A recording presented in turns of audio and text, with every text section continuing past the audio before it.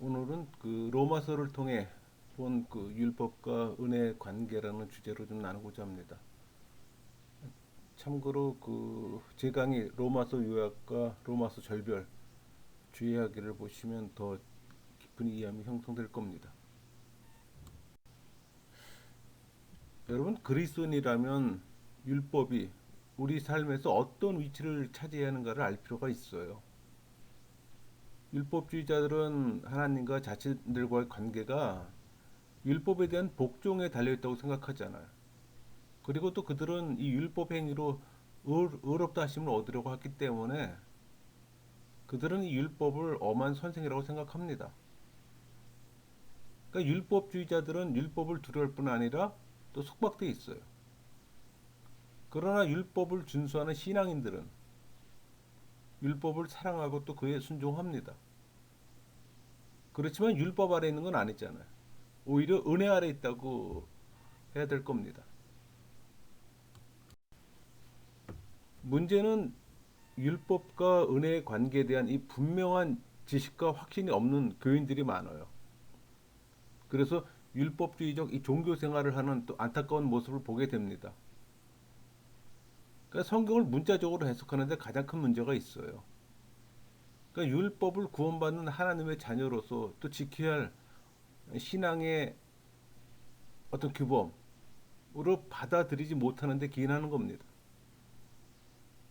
또 현대의 많은 교인들은 또 율법 준수를 또 구원에 적용시키고 있습니다. 잘못된 거죠. 결과적으로 이 참된 자유와 도 기쁨이 없어요. 종교 생활을 하면서 혼란은 더해갑니다. 그러니까 바울은 율법과 은혜로 의롭게 되는 것은 하나님의 은혜로 믿음을 통해 되어진다고 말하는 겁니다. 그러니까 로마서 1장 17절 볼까요? 복음에는 하나님의 의가 나타나서 믿음으로 믿음에 이르게 하나니 기록된 바 오직 의인은 믿음으로 말미암아 살리라 함과 같으니라. 로마 3장 24절.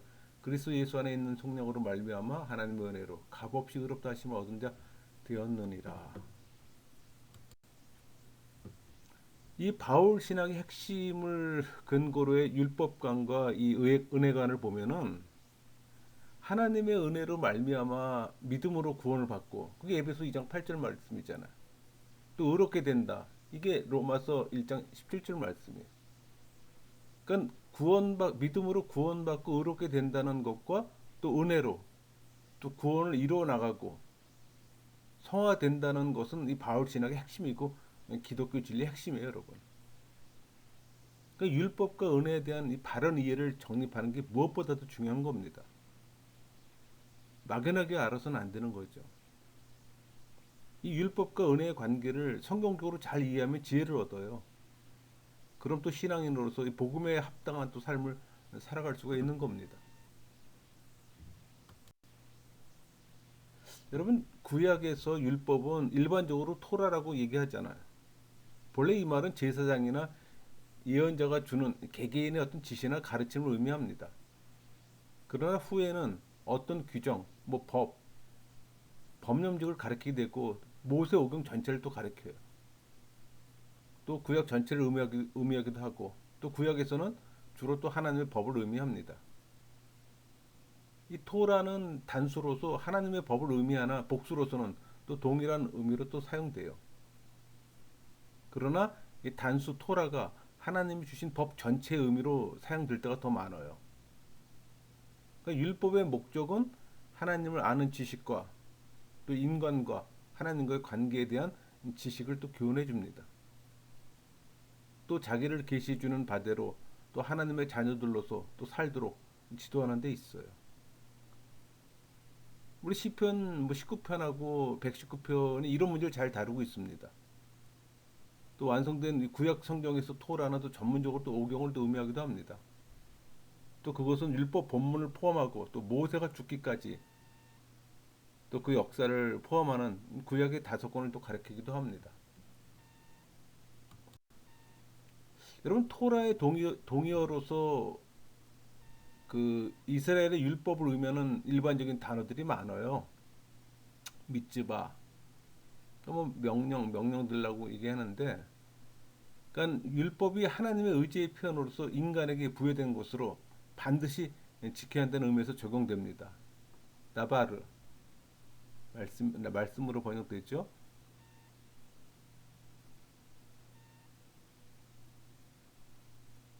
또 에다 뭐 증거 증언의 뜻을 갖고 있고 그러니까 하나님께서 자기 백성을 취급하시는 기본 원리들을 증거해주는 하나님 율법에 관한 단어예요.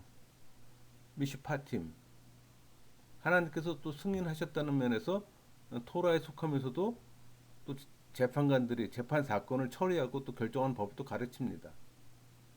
피크팀 교훈들을 또 의미해요. 시편에서 발견되는 겁니다. 또 인간이 처한 여러 가지 상황에 맞춰서 제공된 어떤 규칙이나 조언들을 또 의미해요. 호크 규례들이죠. 문자 그대로 새겨진 법들로 그 입법자에 의해 직접 그 법령화된 법을 가리키는 거예요. 우리 신명기 4장 8절에 잘 나와 있는데 오늘 내가 너희에게 선포하는 이 율법과 같이 이 규례와 법도가 뭐 여기서는 구전으로 전해진 율법과 글자화된 성문 율법으로 또 구분되기도 합니다. 또 신약에 나타난 율법을 보면은 헬라어 노모스는 율법을 가리키는데 뭐 적당한 것, 어떤 사람에게 활동된 것이라는 의미를 갖고 있습니다. 뭐 개념은 종교적이에요. 또 제2에서 주요 역할을 하고. 그 헬라에서는 이 사법계에서 전문적으로 사용하게 됩니다. 그 히브리 율법의 개념이 헬라어 번역, 우리 70인역이라고 하죠. sep타진트. 거기서 노모스로 표현된 히브리어가 여러 개 있어요. 이 노모스가 가장 많이 번역된 히브리어는 토라입니다. 토라는 신약의 법 개념에 또 절대적 영향을 끼쳤어요. 70인역에서 토라는 대다수 경우 노모스로 번역됩니다. 그러나 노모스는 토라보다는 더 일반적이에요. 토라라는 용어 외에 노모스로 폭넓게 번역된 또 히브리어 단어는 없습니다.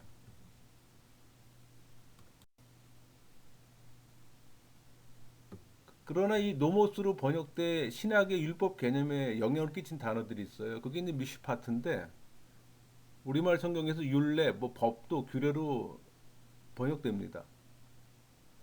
영어 성경에서는 judgment 또는 audience로 또 번역되고 이것을 범하면 재판관에게 또 재판을 받게 되고 또 재판관은 이걸 지침으로 해 또 재판을 실시해요. 또 이는 영원한 원칙인 십계명의 일시적 적용으로서 또 십계명의 울타리 역할을 하기 위해 그 말은 십계명을 범하지 않도록 보호하기 위해 주어졌다는 얘기예요. 호크 호크의 복수는 우리말 성경에서 규례, 법도, 율례로 또 번역됩니다.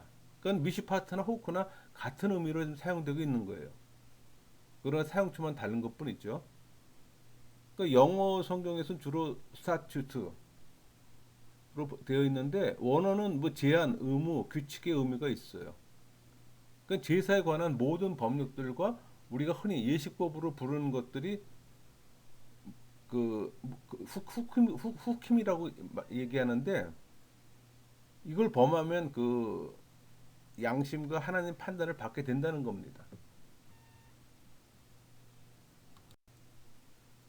위치와 뭐 복수론 짜와 근데 명령하다에서 파생된 명사인데 명령어로 더러는 계명어로도 번역됐어요.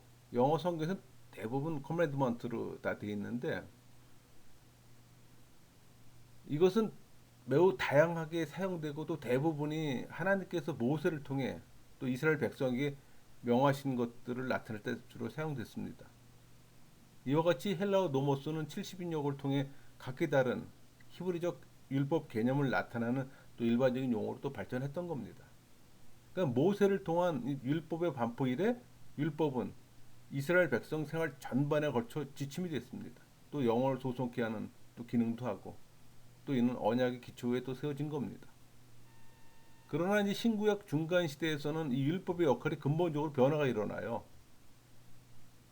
그건 이 율법의 중요성은 언약의 개념을 흐리게 한다는 겁니다. 그러니까 하나님의 백성으로서 자격을 소유하는 조건이 되는 거예요. 이와 같이 구약 시대에서 유대교를 거쳐서 신약 시대로 넘어오면서 이 율법의 개념은 또 부정적 측면으로 또 변질되기도 합니다. 이 바울의 노모스 사용을 보면은 그 율법에 대한 이 바울의 사상은 이 모순된 진술처럼 나타냈기 때문에 좀 이해가 쉽지 않아요. 근데 그 이유는 바울 서신에서 노모스라는 용어가 특정한 것만을 나타내지 않아서 그래요. 그러니까 바울에 있어서 이 노모스의 사용을 일정하지 않다는 얘기예요. 왜냐하면은 이 구약의 율법을 지칭하지 않을 때도 노모스를 사용하기 때문에 그 구약서 전체에 지칭하는 경우 로마서 3장 19절 우리가 알거니와 무릇 율법이 말하는 바는 율법 아래 여기서 노모스를 사용하거든요. 그 반면에 비유적 사용 로마서 8장 2절 그리스도 예수 안에 있는 생명의 성령의 법이 죄와 사망의 법에서 너를 해방했습니다. 여기서 법으로 되는 것도 노모스로 또 사용을 해요. 근데 여러분 로마서 8장 2절에 보면 이게 율법으로 번역하기 어렵잖아요. 또 갈라디아 6장 2절 너희가 짐을 서로 지라 그리하여 그리스도의 법을 성취하라. 여기서도 노모스로 이 그리스도의 법이 노모스로 사용돼요. 그래서 우리가 사도 바울이 이 노모스를 사용할 때 좀 명확한 구분이 없다는 얘기예요. 두리뭉실하게 여기저기 다 사용한다는 얘기예요.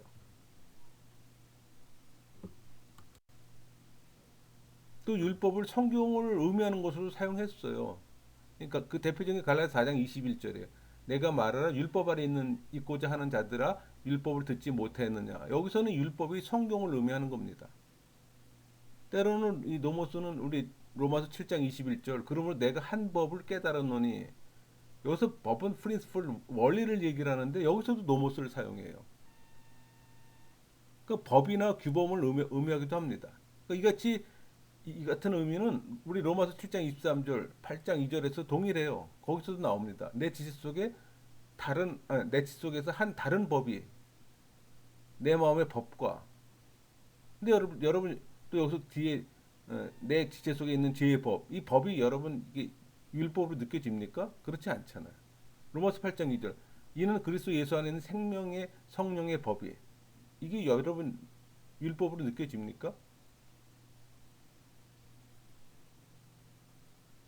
그러나 가장 중요한 노모스 용법은 이 하나님의 최고의 자기 계시로 토라에 적용된 겁니다.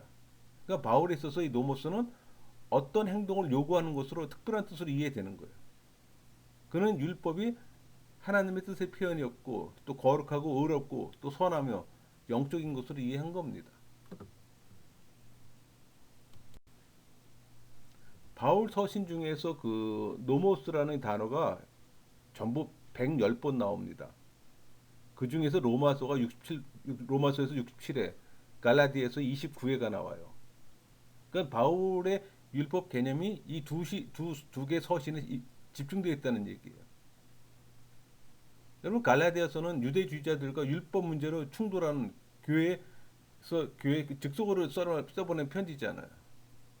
반면에 로마서는 바울이 심사숙고해서 저술한 서신임에 그의 율법 개념이 더 잘 나타나 있습니다.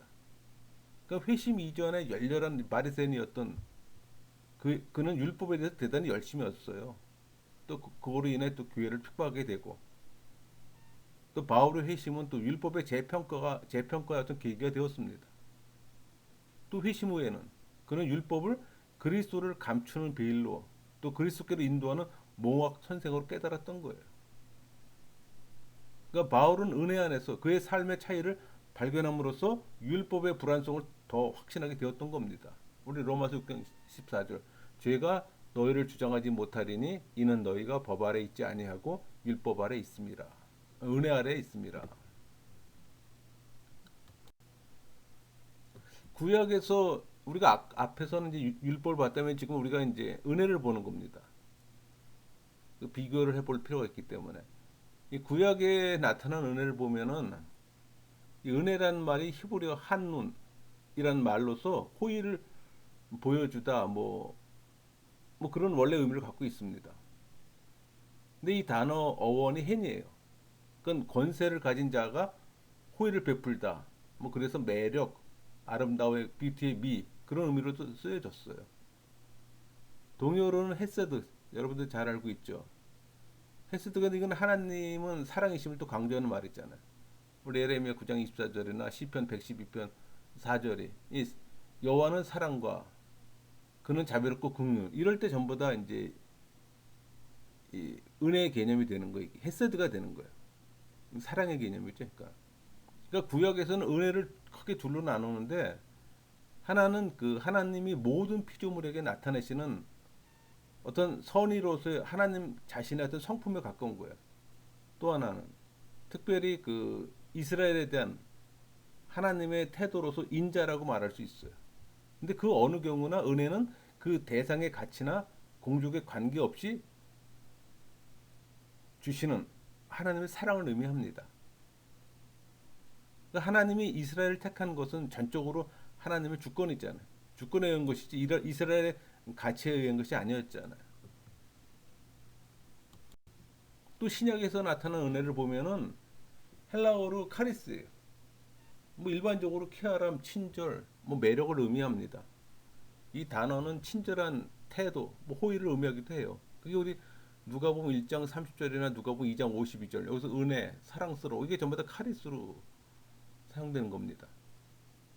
또 고마움, 감사 의미로도 사용되었어요. 그러니까 70인역에서 카리스는 히브리어 헨의 번역으로서 자기보다 높은 지위에 있는 자가 그가 양해를 받아야 할 자로부터 또 호의를 얻게 된다는 뜻이에요.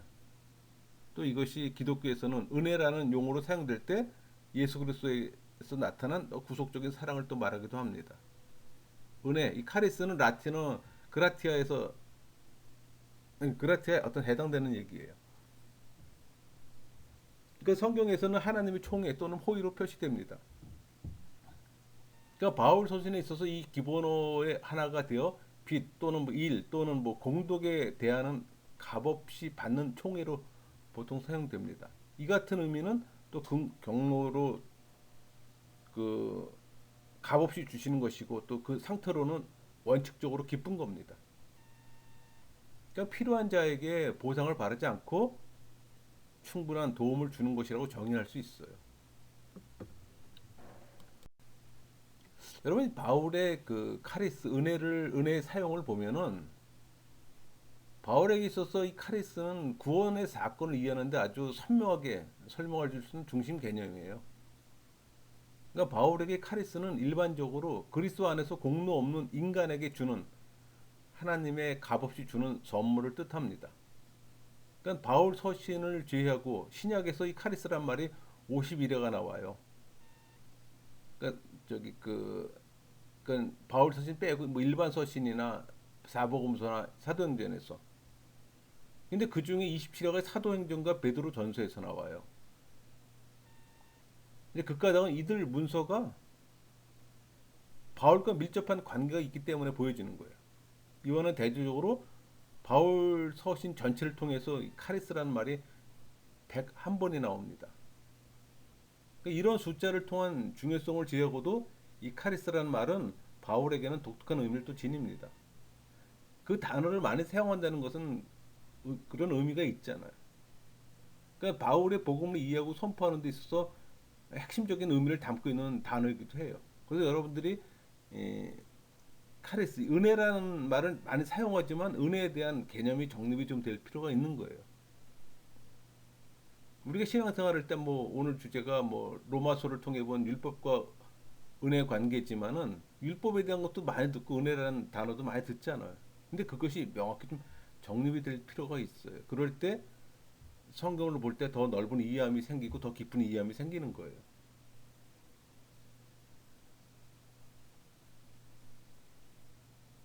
바울은 다메섹에서 예수님을 만난 이후에 또 복음을 전하잖아. 또 일생을 또 주님을 위해 살아가면서 모든 메시지에서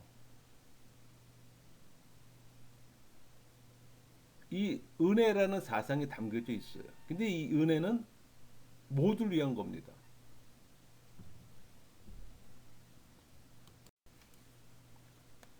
구체적으로 로마서에서 나타난 이 바울의 율법과 은혜 사상을 보기 전에 먼저 율법에 대한 그 교리적 이해가 좀 필요합니다. 로마서에서의 바울은 다양한 의미로 율법이라는 용어를 사용하고 있다고 앞에서 제가 말씀드렸습니다. 그러니까 로마서 1장부터 8장까지 율법이라는 단어가 59번 사용됩니다. 9장에서 16장까지 7번 사용됐어요. 그러니까 교리적으로 볼 때 그 의미는 바울에 있어서 노모스의 사용이 일정치 않다는 점이에요. 그래서 혼란이 오는 겁니다. 사실 율법에 대한 바울의 표현은 모순적인 진술을 하는 것처럼 보이기 때문에 이해하기가 어려운 거예요. 그래서 많은 분들이 논쟁을 하는 거예요. 로마서 갖고서 그 율법과 은혜의 문제를 다룰 때 왜 이렇게 많은 논쟁이 있는 거 하니 이 사용에 대한 게 애매하게 사용됐기 때문에 그런 논쟁을 많이 하는 거예요, 여러분. 이 바울은 율법이 거룩하며 또 의로우며 선하다고 강조했습니다. 그게 로마서 7장 12절이잖아요. 이로 보건대 율법은 거룩하고 계명도 거룩하고 의로우며 선하도다. 그런데 그리스도인은 율법 아래 있지 않고 은혜 아래 있다고 또 주장해요. 그 로마서 6장 14절이잖아요. 법 아래 있지 아니하고 은혜 아래 있습니다. 그러니까 율법을 행하는 자들이 의롭다 하심을 얻을 것이며 율법으로 말미암아 살 것이라고 또 주장해요. 그게 10장 5절 말씀이 있잖아요. 모세가 기록하되 율법으로 말미암는 의를 행하는 사람은 그 의로 살리라 하였거니와 또 그는 자신이 율법의 의로는 흠이 없는 자라고 주장하지만 누구도 율법을 완전하게 지킬 수 없다고 주장해요. 그러니까 율법이라는 용어 자체도 가끔 구약의 개념으로 또 말합니다. 그러니까 전적으로 그 의미는 아니며 또 그의 율법의 개념은 단순히 또 모세의 법에서만 또 출발하지 않았다는 겁니다. 여러분 바울이 해석한 이 율법의 여러 가지 특징들은 오직 그의 종말론적 어떤 전망에서만 이해될 수 있는 새로운 어떤 기독교적 해석을 나타내고 있다는 점이에요. 그러니까 그리스도와 더불어 메시아 시대가 시작되었고 또 그리스도 안에서 새 것이 잉태했으므로 바울은 그리스도 안에 있기 전에 율법을 인간적인 관점에서 그리고 모든 경험을 해석할 때 1세대로 이해를 했던 겁니다. 그러니까 육적 차원에서 볼 때는 율법은 긍지와 자랑거리인 어떤 선행의 기초였어요. 근데 영적 차원에서 본다면 율법은 하나님의 구성 목적과 전혀 다른 역할을 감당하게 된다는 겁니다. 여러분 로마서에서 나타난 이 바울의 율법에 대한 태도가 두 가지로 드러나요. 먼저 부정적인 측면에서 본다면 이 바울은 율법이 구원에 이르게 하는 것이라는 점을 인정하지 않아요. 또 이것은 그가 율법을 전적으로 부정하는 것도 아닙니다. 특히 그가 강조하는 것은 율법의 실패와 율법을 통한 죄의 지배예요. 그러니까 바울에게 있어서 율법은 여전히 의롭고 또 거룩한 하나님의 뜻이지만 율법은 사람들을 하나님 앞에서 의롭게 하는 데 실패했던 겁니다. 그 이유는 사람들이 지닌 연약성, 로마서 8장 3절, 율법이 육신의 말미암아 연약하게 할 수 있는 연약하여 할 수 없는 그것을 하나님은 하시나니 곧 죄로 말미암아 자기 아들을 죄 있는 육신의 모양으로 보내 육신의 죄를 정하사. 또 타락성이에요. 로마 7장 23절. 내 지체 속에 한 다른 법이 내 마음의 법과 싸워 내 지체 속에 있는 죄의 법으로 나를 사로잡는 것을 보는도다. 그러니까 내 영혼 안에 그 죄의 경향성과 성령이 있다는 얘기예요. 그게 서로 싸운다는 얘기예요. 그렇기 때문에 율법이 요구하는 순종을 할 수가 없다는 겁니다. 죄의 경향성. 그러니까 인간의 연약성과 타락성 때문에 율법을 지킬 수가 없다는 얘기예요. 그러니까 율법이 범죄한 인간들을 의롭게 할 수 없는 또 다른 이유는 그것이 외적인 반면에 인간의 타락한 마음을 변화시키는 내면적 능력을 필요로 하는 데 있다는 겁니다. 여러분 율법은 어떤 기록된 법전이지 하나님의 영이 주는 생명이 아니라고 바울은 주장해요. 또 그는 율법을 통해 죄의 지배가 이루어진다고 또 말합니다. 그게 로마서 5장 13절 말씀 있잖아요. 죄가 율법 있기 전에도 세상에 있었으나 율법이 없었을 때에는 죄를 죄로 여기지 아니하였느니라. 그래서 불신자들 신앙인들이 볼 때는 많은 죄를 범하는데 불신자들은 자신이 그 범하는 죄를 죄로 보지 않는 겁니다. 그러니까 죄는 율법 안에서 기회만을 호신하던 노리고 있어요. 또 그는 율법이 없는 곳에는 또 변함이 없다고 또 못을 박습니다. 그게 로마서 4장 15절 말씀이 있잖아요. 율법이 진노를 이루게 하나니 율법이 없는 곳에는 범법도 없느니라. 인식을 못한다는 얘기예요. 그러니까 율법이 죄를 인식하게 해주는 도구란 얘기예요. 그 죄와 죽음으로부터 해막은 율법으로부터 해방을 또 의미합니다. 그 다음으로 그는 율법에 대해 긍정적, 적극적 평가를 내리고 있어요. 또 그는 율법을 하나님의 법으로 표현하며 또 신성한 것으로 선언하잖아요. 로마서 7장 14절 우리가 율법을 신령한 줄 알거니와 나는 육신에 속하여 지 아래 팔려도다. 여러분 율법의 계명들은 거룩하며 또 의로우며 선하다고 선포했어요. 그 7장 12절 말씀 있잖아요. 또 바울은 자신이 전한 이 복음이 율법을 파괴하는 것이 아니고 도리어 율법을 굳게 세운다고 말합니다. 그 로마서 3장 31절 말씀이에요. 그런데 우리가 믿음으로 말미암아 율법을 파괴하느냐 그럴 수 없느니라. 도리어 율법 굳게 세우느니라. 그러니까 바울은 율법의 행위로는 아무 육체라도 의롭다 하심을 받을 수 없다는 사실을 3장 20절에 말합니다. 그러므로 율법의 행위로 그의 앞에 의롭다 하심을 얻을 육체가 없나니 율법으로는 지혜를 깨달음이니라.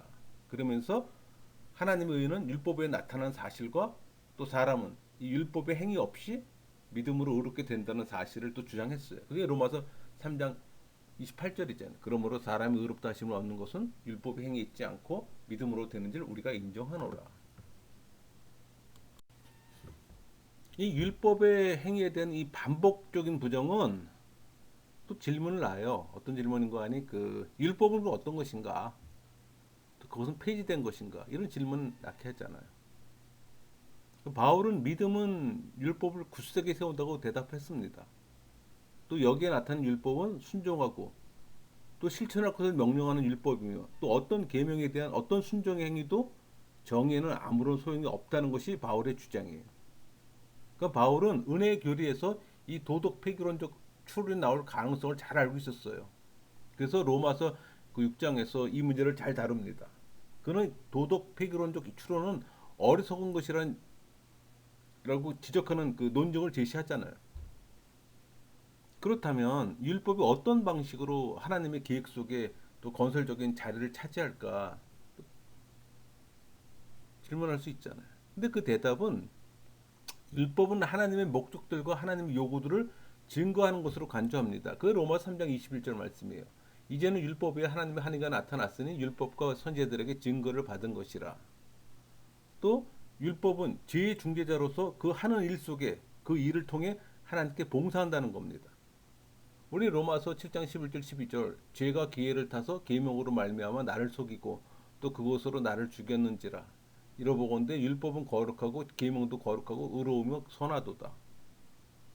그러니까 율법에 대한 이 부정적 진술과 이 긍정적 진술이 나란히 나타납니다. 이 결론에 대한 해답이 13절에 나오는 거예요. 이는 계명으로 말미암아 죄로 심히 죄되게 하려 함이라. 바울은 그렇게 증거합니다. 이 죄가 개개인 속의 삶 속에서 은신처를 구했으며 또 죄의 이 전체적인 힘이 또 실제적으로 더 발휘하게 됩니다.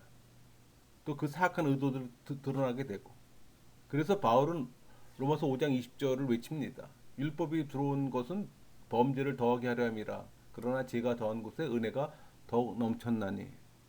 그러니까 로마서에서 이 바울은 율법이 그리스도의 사역과 달리 하나님의 의에 완전하게 이르게 할 수 없었던 것을 생각하는 거예요. 그러니까 하나님의 전반적인 구속의 목적 가운데 또 율법이 차지하는 역할을 또 새롭게 해석해요. 그러니까 그는 율법이 하나님의 원래 목적이 아니었음을 또 보여줌으로써 또 구원을 제시할 수 없는 율법의 무능력을 또 설명해요. 그래서 바울은 그 로마서 그 4장에서 그 아브라함 예를 들잖아요. 아브라함이 율법을 가지고 있지 않았어도 믿음으로 의롭다 하심을 얻었다고 주장하잖아요. 그리고 또 할례표가 있기 전에 의가 믿음으로 주어진 사실을 또 지적합니다. 만일 구원이 율법이 아닌 약속으로 이루어진다면 하나님의 구속 목적 가운데 또 율법이 차지하는 역할은 뭘까 또 생각해 볼 수 있어요. 여러분 율법이 더한 것은 사람들을 죄에서 구원하기 위함이 아니라 죄가 무엇인지 보기 위함입니다. 그게 로마서 3장 20절하고 5장 13절 말씀이에요. 그러므로 율법의 행위로 그의 앞에 의롭다 하심을 얻을 육체가 없나니 율법으로는 죄를 깨달음이니라. 죄가 율법이 있기 전에도 세상에 있었으나 율법이 없었을 때는 죄를 죄로 여기지 아니하였느니라. 하나님의 뜻을 선언하고 하나님이 금하신 것을 보여줌으로 율법은 죄가 무엇인지 보여줘요. 그래서 바울은 이 율법을 정죄, 진노, 또 사망의 도구라고 불렀어요. 그러나 이 율법이 하나님의 약속과 모순되는 건 아닙니다. 오히려 율법은 인간을 그리스도에게로 인도하는 일종의 가정교사 역할을 하잖아요.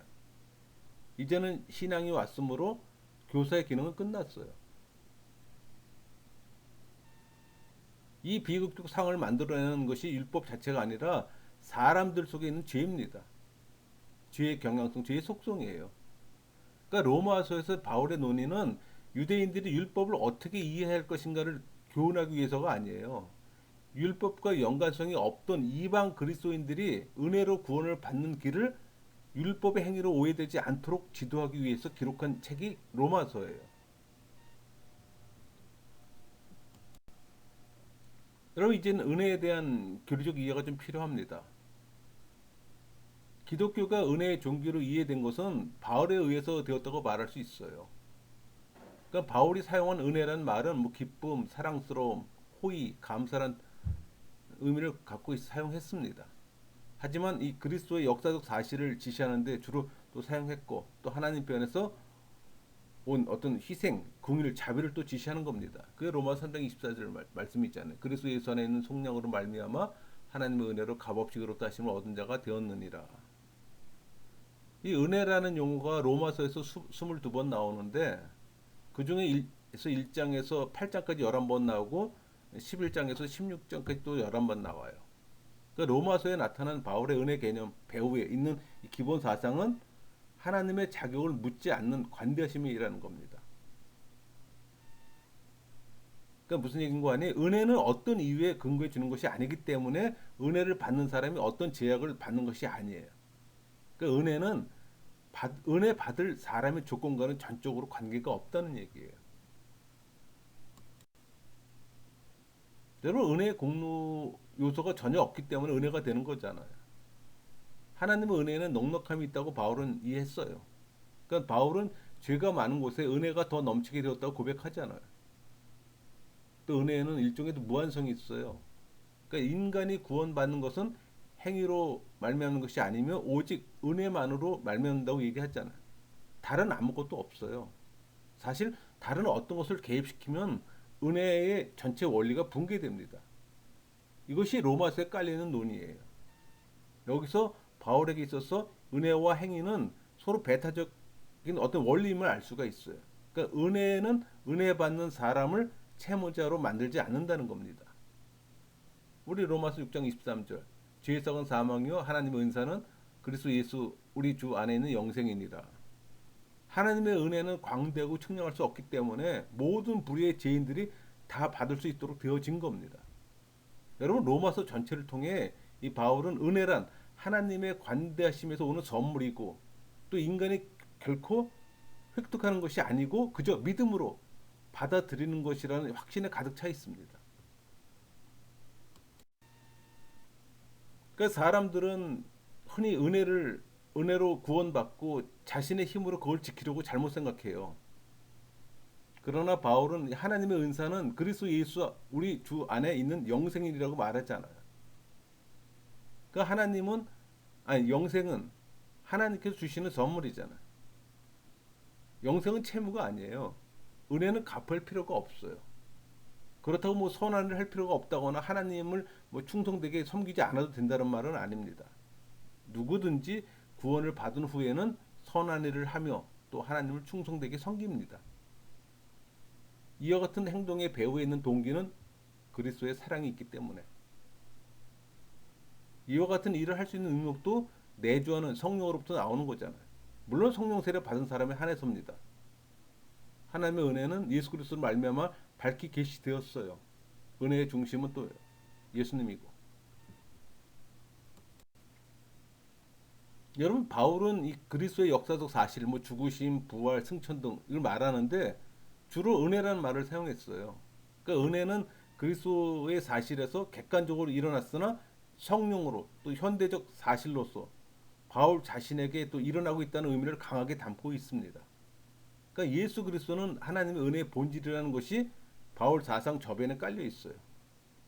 그러니까 바울은 하나님의 은혜가 하나님의 영원하신 섭리며 또 모든 시간 이전부터 있었다고 이해했어요. 왜냐하면은 은혜의 본질 되시는 예수님께서 하나님과 함께 선지하셨기 때문에. 그게 요한복음 1장 1절 2절이잖아요. 태초에 말씀이 계시니라 이 말씀이 하나님과 함께 계셨으니 이 말씀은 곧 하나님이시니라. 그가 태초에 하나님과 함께 계셨고 또 은혜는 의로 말미암아 왕노로 탑니다. 로마서 5장 21절 말씀처럼 이는 죄가 사망 안에서 왕노로 탄 것 같이 은혜도 또한 의로 말미암아 왕노로 타요. 그러니까 하나님은 인간 구원을 기뻐하시지만 동시에 의로서 인간의 구원을 보호하시는 것도 기뻐하시는 겁니다. 그러니까 하나님의 은혜를 하나님의 관용으로 착각한다면 그리스도의 십자가는 필요 없고 무의미한 것이 돼요, 여러분. 그러니까 십자가는 하나님의 사랑과 의의 표시잖아요. 이 하나님의 의가 없는 하나님의 사랑은 그리스도의 십자가를 필요로 하지 않아요. 하나님의 은혜는 십자가로 먼저 죄의 문제를 해결하고 난 다음에 죄를 용서하십니다. 그러니까 은혜는 죄인인 죄를 직접적으로 용서하지 않고 십자가를 통해서 용서하세요. 지금까지 말을 종합해 볼 때 바울은 자기에게 있는 모든 것이 은혜에 의한 것이라고 말합니다. 그게 로마서 12장 3절 말씀이잖아요. 내게 주신 은혜로 말미암아 너희 각 사람에게 말하노니 마땅히 생각할 그 이상의 생각을 품지 말고 오직 하나님께서 각 사람에게 나누어 주신 믿음의 분량대로 지혜롭게 생각하라. 여러분 율법에 대한 또 실천적 이해가 필요해요. 바울은 율법에 대한 순종에 대해 언급을 피합니다. 또 그는 율법을 의지하는 자들이 그러니까 율법만을 의지하는 자들은 유대인을 또 비판하잖아요. 그 로마서 2장 17절하고 21절 말씀이 있잖아요. 유대인이라 불리는 내가 율법을 의지하며 하나님을 자랑하며 그러면 다른 사람을 가르치는 내가 내 자신은 가르치지 아니하느냐. 도둑질하지 말라 선포하는 내가 도둑질하느냐.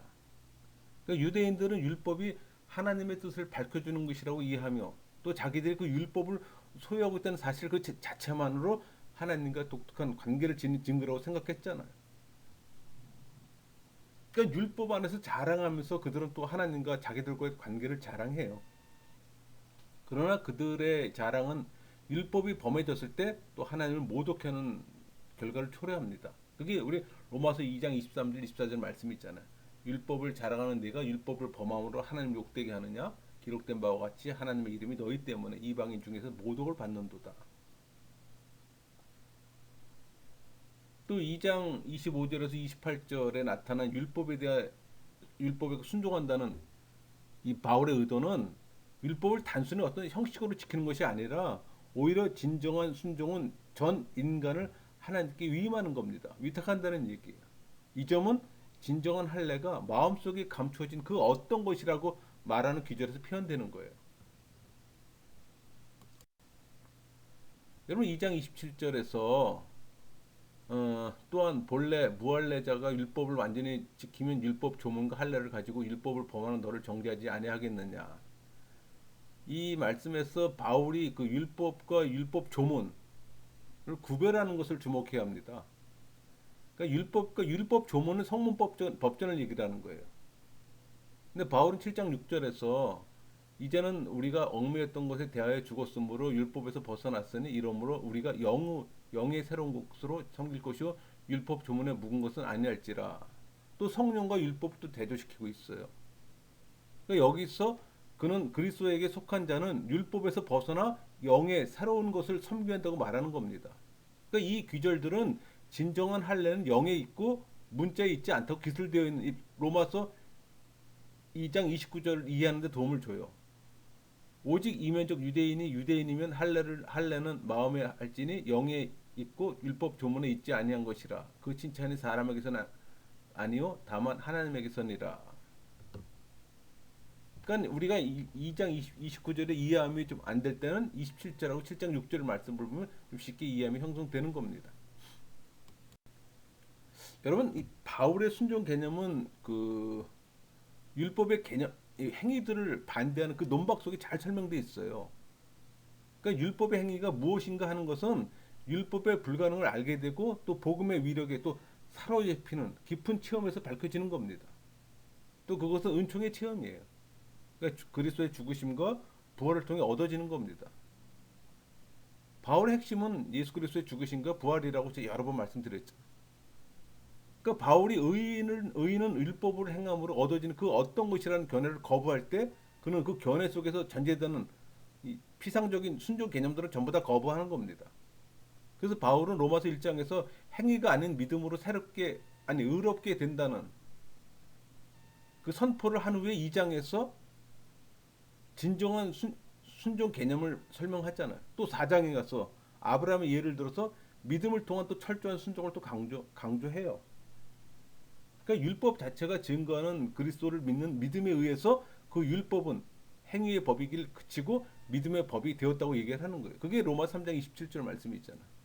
그런즉 자랑할 데가 어디냐 있을 수도 없느니라. 무슨 법으로냐 행위로냐 아니라 오직 믿음의 법이로니라. 그러니까 신자는 자기 삶의 전체를 하나님께 순종하며 바치는 겁니다. 때문에 율법의 행위들로부터 새로운 의미에서의 하나님 뜻을 이루기 위해 자유롭게 되는 거예요. 그러니까 좀 쉽게 표현하면은 성령 세례 받은 사람은 쉽게 율법을 지킬 수가 있어요. 그러나 성령 세례 받지 않은 사람은 율법 지키기가 더 힘든 거예요. 자유함 속에 지키는 거하고 의무적으로 지키는 거하고 다르잖아요. 또 이미 성령이 도와주잖아요. 지킬 수 있게끔. 그런 차이예요. 로마서 10장 4절 그리스도는 모든 믿는 자에게 의를 이루기 위해 율법의 마침이 되시니라. 이 말은 율법의 목적이 그리스도 안에서 성취되는 의미로 여겨져 왔어요. 사실 율법의 모든 교훈과 모든 명령, 모든 약속은 언제나 또 그리스도를 가리킵니다. 그러므로 신자는 율법의 모든 부분을 그 율법을 완성하신 예수님께 적용시켜야 하는 거예요. 그러나 또 그렇게 되기 위해서는 우리 자신의 의를 벗어 던져야 됩니다. 우리가 지은 죄악을 깨닫고 또 극복해야 되고 또 공로 없이 거저 주신 의를 오직 그리스도 안에서 구할 때도 가능해요. 그러니까 예수님의 옷을 우리가 입어야 되는 겁니다. 여러분 그리스도의 죽음과 부활로 율법 시대는 지나갔잖아요. 예수님께서 다 이루어졌다고 십자가에서 외쳤을 때 그리스도께서는 이 거룩한 율법의 요구에 직면하고 그 값을 치렀잖아요. 믿는 자들에게 율법의 의를 또 부어주시고 또 우리 안에 성취시켜 주셨어요. 그러니까 신자는 율법에 대해 죽었잖아요. 또 율법으로부터 자유하게 되었고 또 율법에서 구원받게 된 겁니다. 여러분 율법에서부터 해방은 우리가 뭐 하나님의 뜻을 행할 의무에서 해방된다는 말이 아니에요. 이 말은 우리가 그 뜻을 우리 힘으로 행하는 것처럼 행하는 그 행함에서 해방됐다는 얘기예요. 만일 내가 육신으로 하나님을 기쁘게 하려고 노력한다면 나 자신을 율법 아래 두는 겁니다. 여러분 나는 율법을 범했어요. 또 율법은 나를 사형을 언도했고 또 그 사형이 집행됐어요. 난 죽었어요. 이제 죽음으로 즉 육의 나는 율법의 모든 요구에서 해방된 겁니다. 그러나 하나님의 법이 있어요. 이제부터 새 계명 아래 있게 되는 겁니다. 은혜의 법 아래 있게 되는 거예요. 그게 로마 10장 4절 말씀이에요. 그러므로 내 형제들아 너희도 그리스도 몸으로 말미암아 율법에 대하여 죽임을 당하였으니 이는 다른 이 곧 죽은 자 가운데 살아나신 이에 가서 우리가 하나님 위에 열매를 맺게 하려 함이라. 로마서 10장 8절 피차 사랑의 빛 외에는 아무에게든지 아무 빛도 짓지 마라. 남을 사랑하는 자는 율법을 다 이루었느니라. 사랑은 율법의 완성입니다. 바울은 신자와 율법의 관련성을 이웃을 사랑하라는 율법 명령에 입각해 규정지었어요. 그는 무슨 계명이든지 사랑 안에 다 포괄되었다고 말합니다. 그게 로마서 13장 9절 말씀이잖아요. 다른 계명이 있을지라도 네 이웃을 네 자신과 같이 사랑하라 하신 그 말씀 가운데 다 들었느니라. 그는 남을 사랑하는 자는 율법을 다 이루었다고 했어요. 사랑은 또 율법의 완성이라고 선언했고 이 완성이라는 말은 충만하다, 채우다, 뭐 성취하다 그런 뜻을 담고 있어요.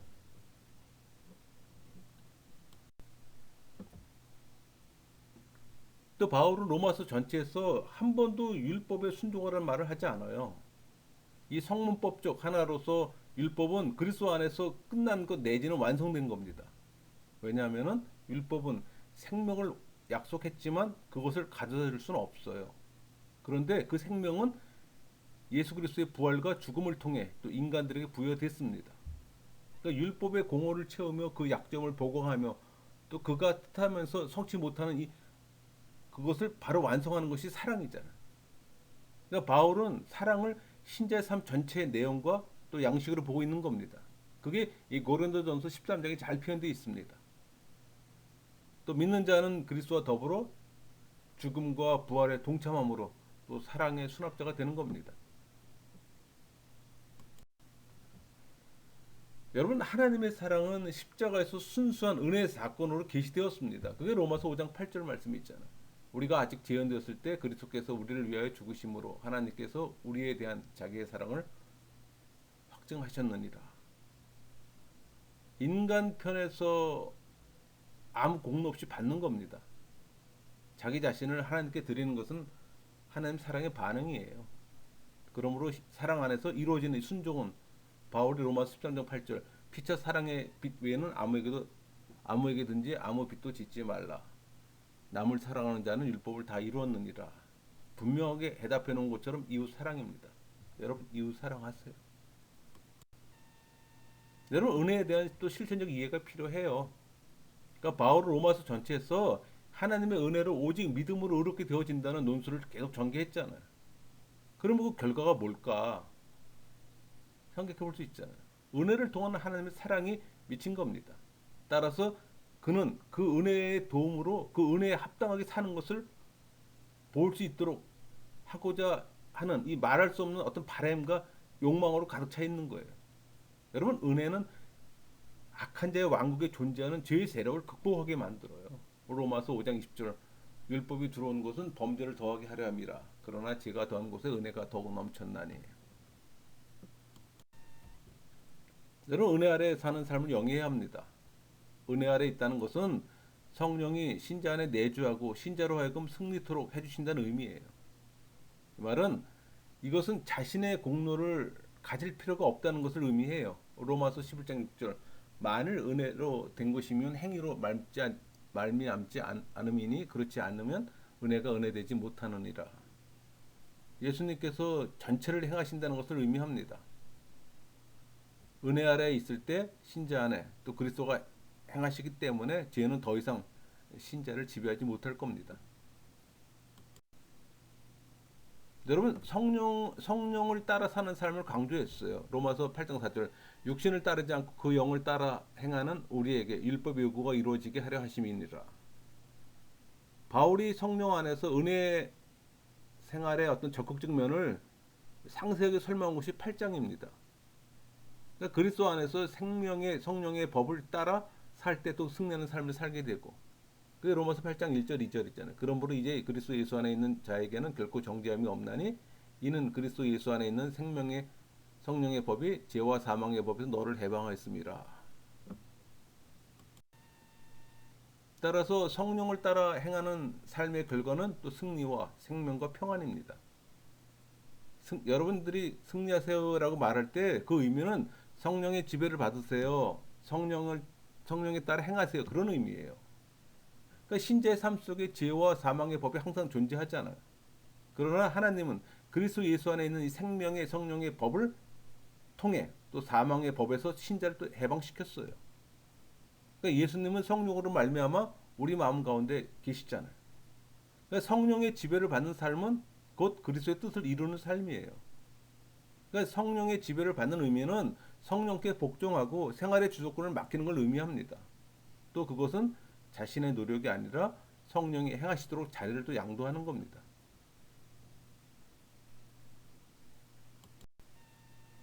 우리 8장에서 바울은 성령의 인도함을 받고 성령을 쫓아 사는 삶을 사는 그런 자들을 하나님의 아들이라고 부릅니다. 그 로마서 8장 14절이잖아요. 무릇 하나님의 영으로 인도함을 받는 사람은 곧 하나님의 아들이라. 여기서 의인은 영광으로 인도되는 걸 봅니다. 그러니까 로마서 8장의 은총론은 그리스도의 몸을 주제로 하고 또 10장에 들어가면 분명해져요. 그러니까 바울은 이 로마서 5장에서 신자의 죄가 용서를 받았다고 또 선언하잖아요. 또 6장에서는 신자는 그리스도와 함께 죽었다는 것과 또 7장에서는 신자는 날 때부터 완전히 무력하다고 또 말합니다. 그런 거로 내주하시는 성령을 신뢰한다고 8장에서 언급해요. 이런 결과로 12장에 우리 많은 신자들이 그리스도 안에서 한 몸이 되었다고 결론을 내리는 거예요. 그러니까 로마서 12장 이하의 장들은 성도의 실제 생활과 처신에 대한 어떤 실제적인 교훈들을 전하고 있어요. 그러니까 너의 몸을 산 제사로 드리라는 이 바울의 호소는 개인적인 걸 넘어 전체에 대한 또 공헌을 의미하고 있어요. 또 그리스도 안에서 한 몸을 온전히 이루어 온전한 헌신의 삶을 살 수가 있는 겁니다. 여러분, 그리스도인은 영원히 율법의 저주와 정죄로부터 자유롭게 해방됐어요. 그러니까 율법의 정죄에서 벗어나 은혜 아래 살게 된다는 가르침에 가장 자주 일어나는 반대는 마태복음 5장 17절 말씀이에요. 내가 율법이나 선제를 폐하러 온 줄을 생각하지 말라. 폐하러 온 것이 아니오 완전하게 하려 함이라. 이 말씀에서 특히 주의를 기울여야 할 점은 그리스도께서 이 말씀을 하실 때에 관한 겁니다. 그러니까 이 말씀은 십자가 사건을 치르시기 전에 하신 말씀이에요. 그리스도께서 율법의 요구를 다 마치심으로 율법을 완성했고 또 율법의 끝이 되셨고 또 율법의 요구를 다 치러진 겁니다.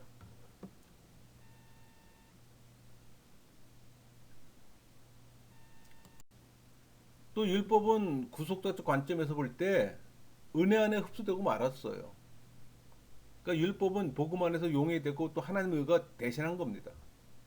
그러니까 하나님의 구원하는 이 은혜는 율법의 정죄하는 힘과 맞먹는 수준이 아니라 훨씬 더 능가하는 겁니다.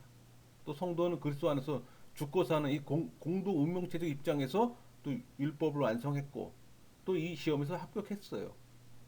여러분 일단 시험에 합격했으면 다시 수험 준비에 고생할 필요가 없잖아요. 다시 살아나신 예수 그리스도를 믿을 때 우리는 은혜 아래서 넉넉한 또 승리의 삶을 영위할 수가 있는 겁니다. 정리할게요. 구약 시대에는 율법을 준수함으로 또 하나님의 의를 얻을 수 있다고 알고 있었어요. 그러나 그 율법의 준수에서 얻을 수 있는 의는 모든 인간이 다 실패했습니다. 그 까닭은 인간은 죄로 인해 그 인간 본성이 전적으로 타락된 상태이기 때문에 그 의를 얻을 수가 없는 거예요. 그러나 신약 시대에 와서 율법의 의가 달리 해석됐습니다. 그러니까 바울에 의하면 율법의 목적은 율법을 지킴으로 사람이 의롭게 되는 것이 아니고 의의 표준을 보여주는 겁니다. 이 말은 그리스도가 세상에 오심을 가리키는 말로 하나님과 인간 관계가 새로운 것으로 변혁됨을 또 의미해요. 그러니까 오랜 세월을 거쳐서 인간은 그가 범한 죄를 제거하거나 극복하려고 노력했음에도 실패로 끝났잖아요. 그러나 이제는 예수 그리스도께서 이 세상에 오심으로 죄의 제거와 극복이 가능하게 되었던 겁니다. 그러니까 하나님께서는 그 말씀이 육신이 되신 예수 그리스도를 통해서 그의 십자가의 죽음을 속죄로 용납하시니 또 그를 믿는 인간을 의로 인정하시고 또 의인으로 취급하며 또 의롭다고 선언하셨어요.